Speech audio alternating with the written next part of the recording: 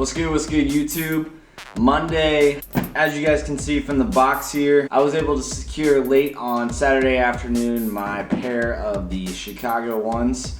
I remember seeing that tweet go out Friday night and thinking that was pretty much a wrap. To get these at retail is even better, so I know a few other people have put out videos already, but I will keep it short. I just figured you guys would just see some up close on it, and I'll do it on feet so you guys can see what they look like.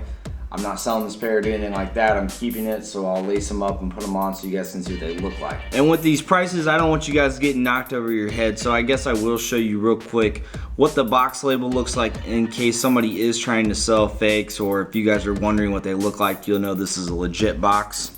So if you guys want to screenshot, do whatever. I'll just put it up real quick so you can see. Also just the placement of where the Nike is. You don't want it going over the box or anything like that.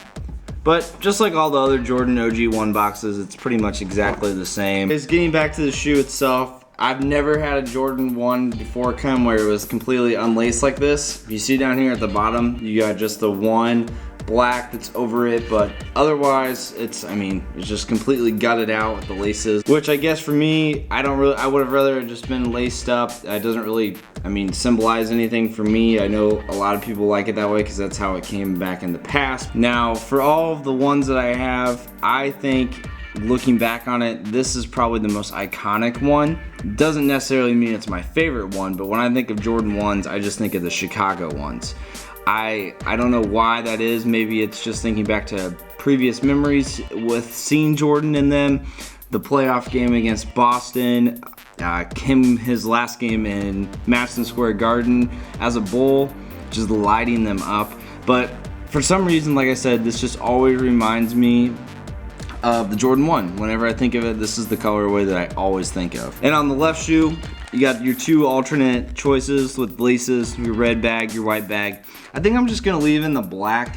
I was contemplating on doing either. I might mess with a couple lace switches just to see what I like, but I think just the black will look good, especially with the black swoosh and the black liner. But again, I'm not really sure. I think I definitely won't be going white. It's just a matter of if I go red or not. Inside, you can see the Nike Air on the insole, and I know it's kind of hard to pull it up close. December 10th, 2014, all the way to February 9th, 2015. For me, I don't really care as far as the remastered series go. I don't want to pay the extra prices, but I look at it as better than paying resale. However, I don't like seeing things like this where some of the string is just hanging off and things like that. But as far as it being like a soft leather and just really nice materials, unless you're just really into sneakers more than I am, I guess, I just don't really tell that big of a difference. I think a lot of people will make it out like it's such a huge difference, but honestly, it's really not.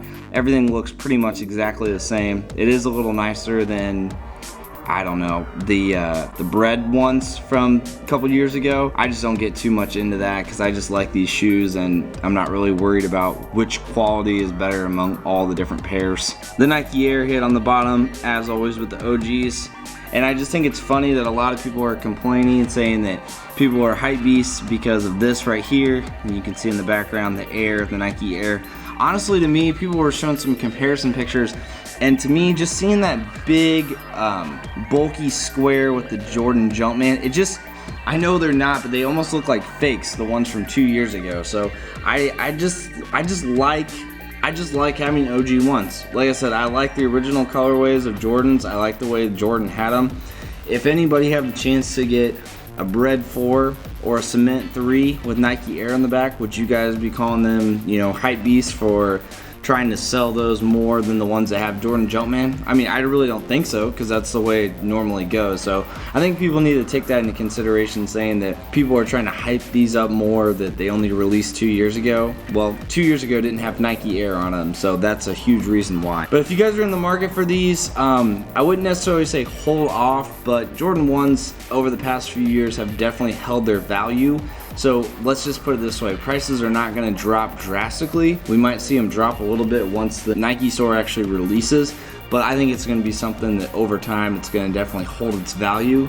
So if anything, if you learn from the past, when seeing Shadows, Breads, Royals, all those rise, I would say sooner the better. But again, that's just me. I don't Don't have to take my word for it. I appreciate you guys sticking through. Hope you guys liked what you saw. I will throw these on feet real quick, and if you guys don't mind, just go ahead and throw me a quick thumbs up. And until next time, guys, I'll talk to you soon. Peace.